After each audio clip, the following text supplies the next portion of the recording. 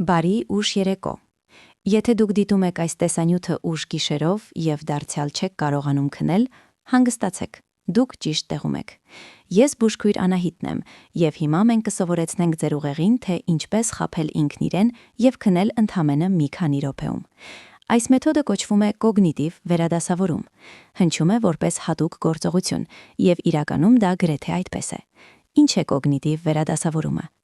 Այս տեխնիկան մշակվել է կանադացի գիտնական Լյուկ Բոդուհենի կողմից։ Այն օգնում է քնել տեսողական պատկերների միջոցով։ Էությունը կայանում է պատահական բառեր կրկնելու եւ դրանց համապատասխան պատկերներ պատկերացնելու մեջ։ Ուղեղը չի հասցնում կենտրոնանալ մեկ մտքի վրա եւ արդյունքում թուլանում է։ Ինչպես դա անել։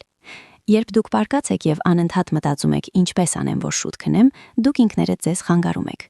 Ահա թե ինչ ենք անում։ Ես պետք է քնեմ մտքի փոխարեն ուղեղին տալիս ենք առաջադրանք, հիշել հնարավորինս շատ բառեր, օրինակ ատառով։ Անանաս, պատկերացրեք անանասը։ Արև, պատկերացրեք արևը։ Այնուհետև անցեք կատարին, կարտոֆիլ, կաղամբ, կակտուս։ Եթե հասնեք կակտուսին, ուրեմն արդեն գրեթե քնած եք։ Կարևորը մտքերի դեմ չպայքարելն է, այլ դրանք վերահասցեավորելը։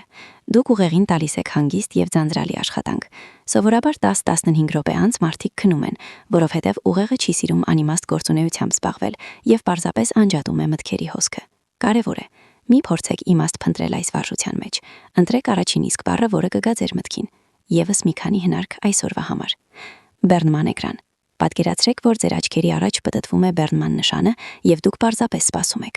Մի մեկնաբանեք, մի սեղմեք ոչինչ, պարզապես դիտեք։ Ուղեղը շուտով կհանձնվի ու կասի. «Լավ, վերջ, անջատվում եմ»։